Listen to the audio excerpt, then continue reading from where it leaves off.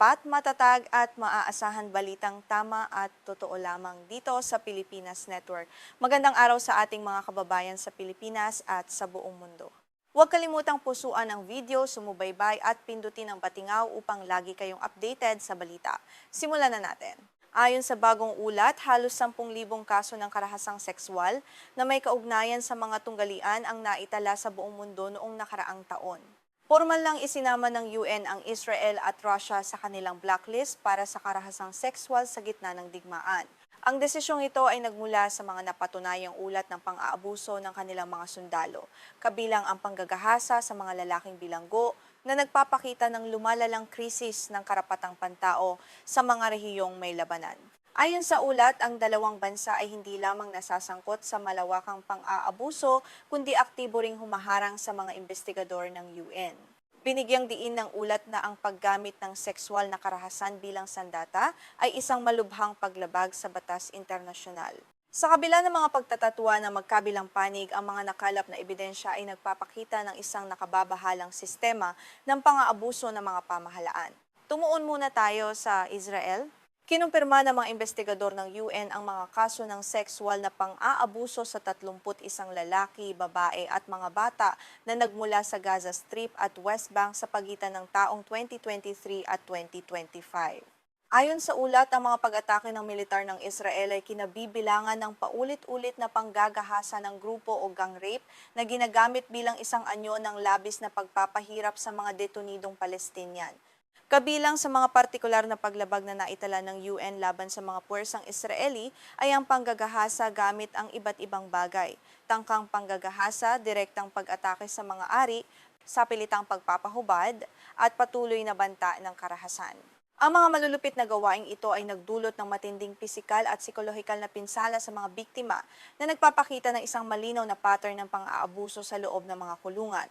Gayunpaman, sinabi ng UN na ang mga naitalang kaso ay bahagi lamang ng mas malaking katotohanan dahil sa matinding pagharang ng Israel.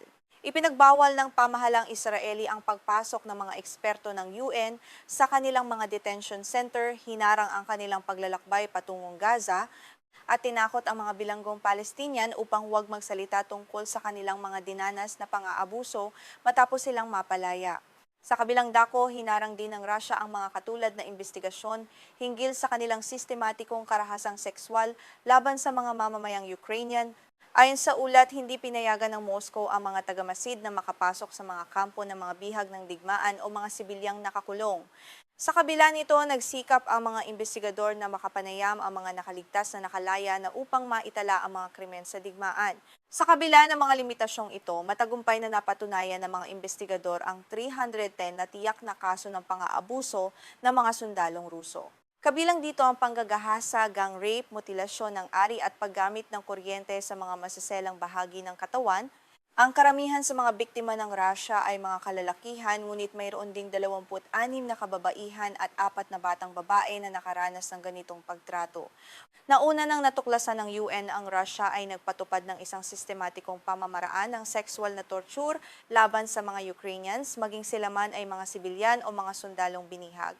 Ang mga malulupit na gawaing ito ay naganap sa halos lahat ng mga detention center na pinatatakbo ng Russia. Ang paggamit ng ganitong karahasan ay naglalayong sirain ang moral ng mga biktima at ng buong bansa sa gitna ng digmaan.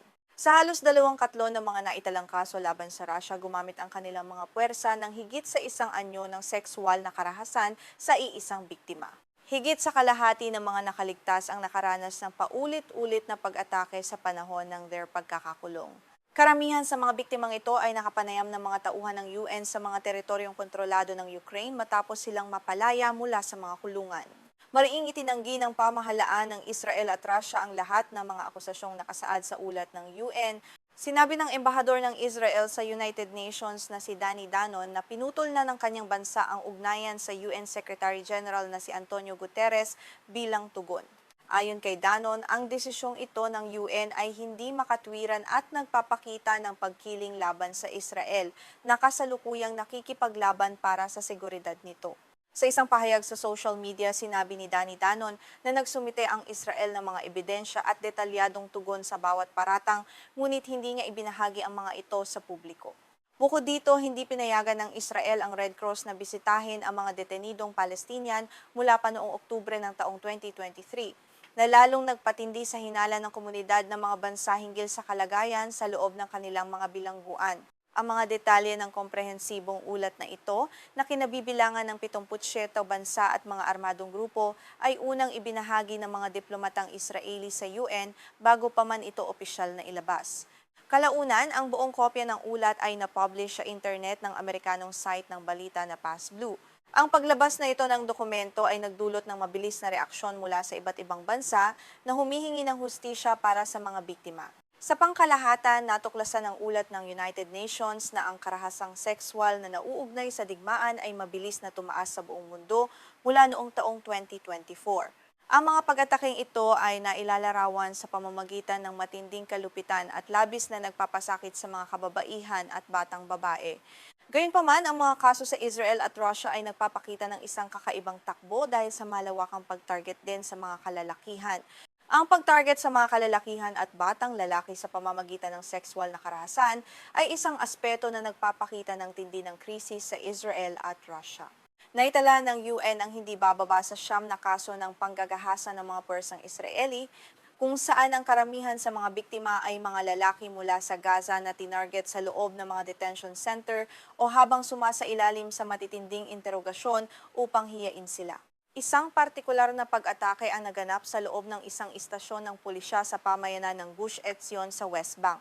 Ayon sa ulat ng UN, kasama sa mga salarin ang mga sundalong Israeli, mga opisyal ng bilangguan at mga miyembro ng isang piling unit ng pulisya laban sa terorismo. Ang paglahok ng iba't ibang sangay ng seguridad ay nagpapatunay na ang pang-aabuso ay hindi lamang gawa ng ilang tiwaling individual sa militar. Binigyang diin ng UN na ang kawalan ng pananagutan ay nagdulot ng kultura ng kawalan ng parusa sa Israel. Binanggit nito ang kaso ng panggagahasa sa isang detenido mula sa Gaza na nakuhanan ng security camera at iniulat ng mga doktor na Israeli sa pulisya. Gayunpaman, inilarawan ni Prime Minister Benjamin Netanyahu ang mga suspek bilang mga bayani at tinawag na kriminal ang tangkang pag-usig sa kanila na kalaunan ay nabigo. Sa nakalipas na 3 taon, ang karahasan, matinding gutom at panghihiya ay naging normal na bahagi ng buhay sa loob ng mga kulungan ng Israel. Ayon sa mga grupo para sa karapatang pantao, ang mga detention center na ito ay naging mga kampo ng torture para sa mga Palestinian. Ang mga bilanggo ay madalas na nakararanas ng pisikal na pananakit, kawalan ng pagkain, at patuloy na psikolohikal na pang-aabuso upang sirain sila. Ang pambansang seguridad na ministro ng Israel na si Itamar Ben-Gvir, na nagmalaki sa kanyang revolusyon sa bilangguan, ay nagdulot ng krisis diplomatiko nang ilabas niya ang video ng pang-aabuso sa mga dayuhang aktivista na naglalayag patungong Gaza. Matapos silang mapalaya, 15 sa kanila ang nagpahayag na sila ay hinalay at dumanas ng sexual na pang-aabuso sa loob ng kulungan na nagpapakita ng tindi ng krisis. Bukod sa Israel at Russia, nauna nang isinama ng UN ang grupong Hamas sa blacklist dahil sa mga pag-atake noong Oktubre 7 sa loob ng Israel at sa pang-aabuso sa mga bihag sa Gaza. Gayunpaman, hindi kinikilala ng militanteng grupo ang anumang kaso ng karahasang sexual at wala silang ginawang hakbang upang papanagutin ang mga salarin na nagpapakita ng kawalan ng respeto sa mga batas at karapatan ng mga sibilyang biktima. Napatunayan din ng UN ang 31 insidente ng karahasang sexual na ginawa ng mga puwersang Ukrainian mula noong 2022. Gayunpaman, pinuri ng ulat ang Ukraine dahil sa pagpapahintulot sa mga independiyenteng tagamasid at pagpasa ng mga batas upang labanan ang ganitong krimen. Dito nagtatapos ang ating ulat. Patuloy nating subaybayan ang mga kaganapang ito para sa katotohanan at hustisya sa buong mundo. Maraming salamat sa inyo.